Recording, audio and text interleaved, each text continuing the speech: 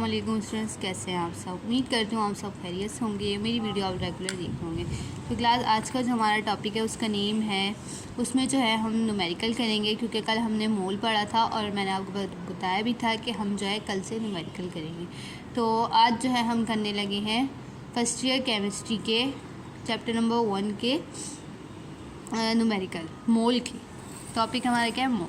अच्छा, इधर हमारा टॉपिक 1 है मोल। इसमें हमें क्या कैलकुलेट करना है, number of mole of by mass. Calculate the number of mole in 230 gram of sodium Na। Sodium का एटॉमिक मास इन्होंने हमें यहाँ पे दे दिया, शो कर दिया 23 A.M.U। ठीक है। अच्छा, यहाँ पर हम सॉल्यूशन में लिखेंगे, मतलब हम डेटा बना रहे हैं। डेटा में हम क्या करेंगे, नंबर ऑफ मोल हमें मालूम करना है, एन हमें मालूम करना है, मास इन ग्राम हमें दिया हुआ है 230 ग्राम। ठीक है।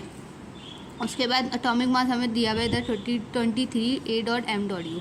ठीक है। उसके बाद हमने ऊपर फार्मूला पढ़ा था क्लास, देखें मोल का फार्मूला हमारे पास लिखा है, mass in gram divided by atomic mass, molecular mass या फार्मूला मास। हमें जो भी दिया हुआ होगा, एटॉमिक मास दिया हुआ होगा, फार्मूला मास दिया हुआ होगा या फिर मॉलिक्यूलर मास दिया हुआ होगा। ठीक है। लेकिन यहाँ पर हमें दिया हुआ क्या है, एटॉमिक मास दिया हुआ है, तो यहाँ पर हम क्या लिखेंगे, एटॉमिक मास लिखेंगे। ठीक है। तो n is equals to, solution करते हैं हम फार्मूला क्या लगाएंगे, mass in gram divided by atomic mass. Mass in gram हमारे पास कितना दिया हुआ है 230 और एटॉमिक मास हमारे पास क्या हुआ 23। दोनों पे एक ग्राम है और एक A.M.U। ठीक है।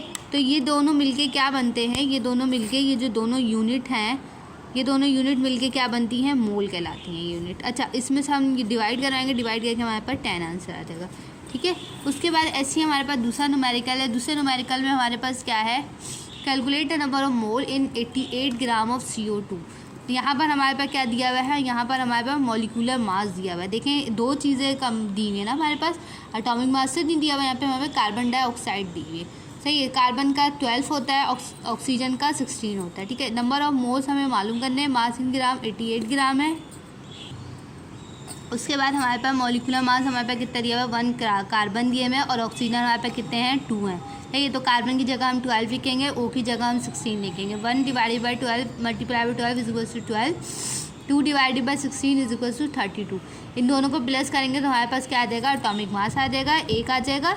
ठीक है। उसके बाद हम फार्मूला लगाएंगे, mass in gram divided by molecular mass. Molecular mass हम क्यों लिख रहे हैं, क्योंकि हमें यहाँ पर इन्होंने मॉलिक्यूलर मास ही दिया हुआ है। अगर एटॉमिक मास दिया हुआ होता तो हम एटॉमिक मास लिखते थे। 88 लिखा और 44 लिखा, इन दोनों को आपस में डिवाइड कराया, हमारे पास क्या आंसर आ गया, 2 आंसर आ गया। और इस दोनों की यूनिट मैंने आपको पीछे बताई क्या होती है, मोल होती है। अगर इन दोनों को मिलाएं तो ये क्या कहलाएगा, मोल कहलाएगा। ठीक है।